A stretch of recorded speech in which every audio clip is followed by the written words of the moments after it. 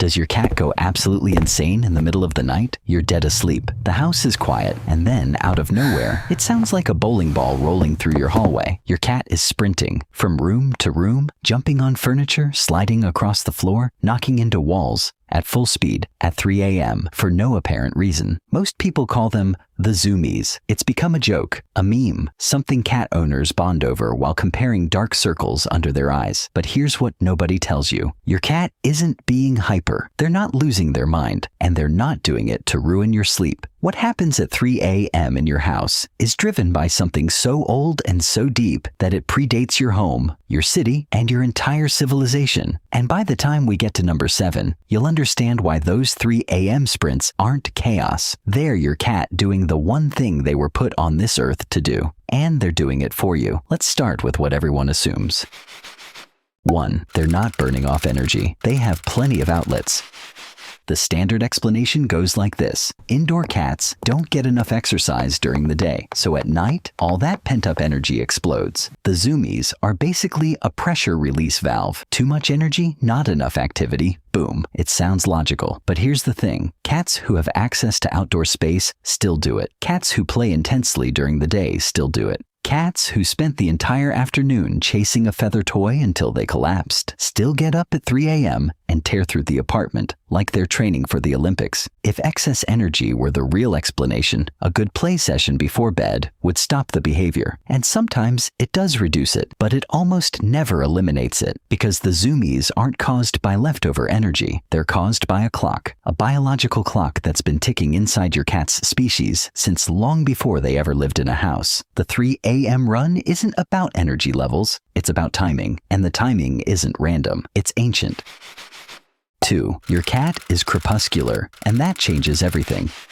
Most people think cats are nocturnal, active at night, asleep during the day, but that's not quite right. Cats are crepuscular. That word means their bodies are wired to peak at 2 specific times, dawn and dusk. Not the middle of the night, not the middle of the day, the edges, the transitions, the moments when the light is shifting. This goes back to their wild ancestor, the African wildcat. These cats hunted during twilight hours because that's when their prey was most vulnerable. Small rodents emerge at dusk to forage. Birds are settling into nests. The light is low enough to give a camouflaged hunter an advantage, but bright enough for their superior night vision to track every movement. Dr. John Bradshaw at the University of Bristol has written extensively about how domestic cats retain crepuscular rhythms, even in artificially lit homes, with no connection to natural light cycles. The programming doesn't need a sunset to activate. It runs on an internal timer, and that timer fires twice a day, once at dusk, once right before dawn. 3 a.m. isn't random. It's pre-dawn. It's the exact window when your cat's wild ancestor would have been at peak alertness, crouching in tall grass, eyes locked on movement, body coiled to spring. Your cat's body doesn't know it's 2026. It doesn't know it lives in an apartment. The timer goes off and every hunting system in their body switches on simultaneously. Muscles ready, pupils dilated, heart rate elevated, nerves firing, and there's nothing to hunt, so they run. And hey, if you're starting to realize your cat isn't crazy, but is actually following a program older than human language, hit that like button and subscribe. That's how we help more cat owners understand what's really going on at 3 a.m.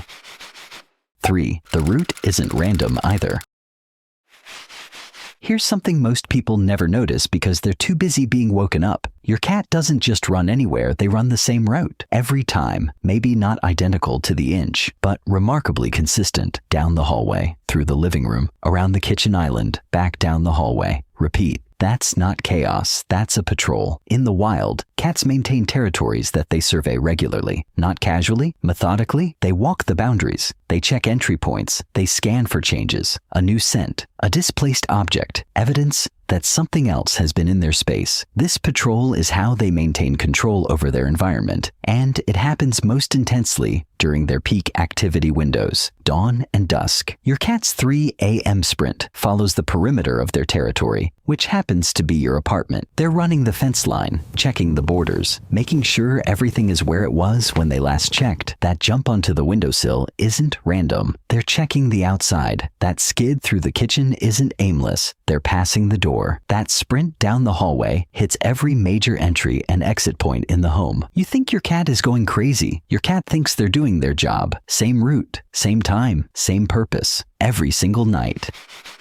4. They hear things you can't. Here's a layer most owners never consider. It's 3 a.m. The house is quiet to you, but your cat's ears operate on a completely different level. Cats can hear frequencies up to 64,000 hertz. Humans cap out around 20,000. That means your cat is picking up sounds that literally don't exist in your world. Mice moving inside walls, insects crawling on the other side of a window, a cat 2 houses down shifting on a porch, the electrical hum of appliances that your ears filter out entirely. At 3 a.m., human noise drops to almost zero. No TV, no traffic, no conversations. And in that silence, your cat's hearing reaches its full range. Everything they couldn't hear during the day suddenly becomes audible. The house comes alive with sounds you'll never perceive. Some of those 3 a.m. sprints aren't patrols. They're responses. Your cat heard something in the wall, under the floor, outside the window. Something moved, and their hunting brain said, go. They're not chasing nothing. They're chasing something real. You just can't hear it. This is also why they sometimes stop mid-sprint, freeze, stare at a wall, and then take off again. They lost the signal, recalibrated, picked it up again. To you, it looks insane. To them, it's tracking. And they're operating with sensory equipment you don't have access to. 5. The pounce on your feet isn't an attack.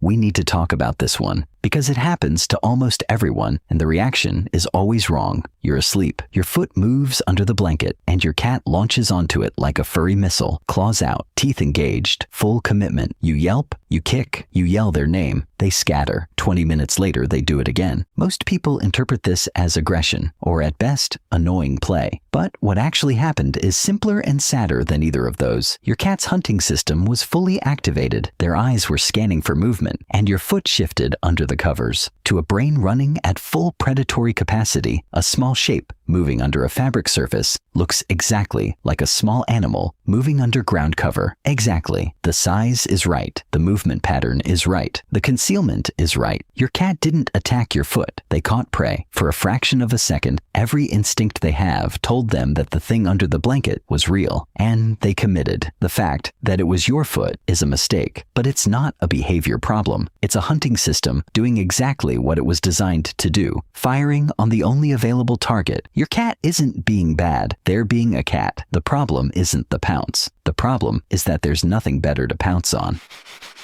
6. You can shift the clock, not stop it. Okay, here's the practical part, because as poetic as all of this is, you still need to sleep. You can't eliminate the crepuscular rhythm. It's hardware, not software, but you can shift when the peak activity happens. And the key is timing your play sessions. If you do an intense, real hunting style play session 30 to 40 minutes before your bedtime, something specific happens. Your cat goes through the full predatory sequence: stalk, chase, pounce, catch. Their body burns through the energy burst that was building for the dawn window. And if you follow the play session with a meal, you trigger what's called the hunt, eat, groom, sleep cycle. It's the natural sequence. In the wild, a cat hunts, eats what they caught, grooms the blood off, and sleeps. Their body is programmed to follow that order. Play hard, feed immediately after, then go to bed. Your cat's body gets the signal. The hunt is done. The kill has been eaten. Time to rest. My cat used to run his 3 a.m. route so aggressively that my downstairs neighbor left a note under my door. Passive-aggressive, laminated, clearly not the first time she'd written one. I started doing a solid 15-minute play session at 10 p.m., followed by a small meal. Within a week, the 3 a.m. sessions dropped from full sprints to a light walk. He still does a lap or two. The instinct doesn't die, but the urgency is gone because the cycle was completed before midnight. You're not fighting the zoomies. You're rescheduling them, and your cat's biology is designed to cooperate. As long as you speak in sequences it recognizes. 7. They patrol at 3 a.m. because you're asleep, and someone has to keep watch.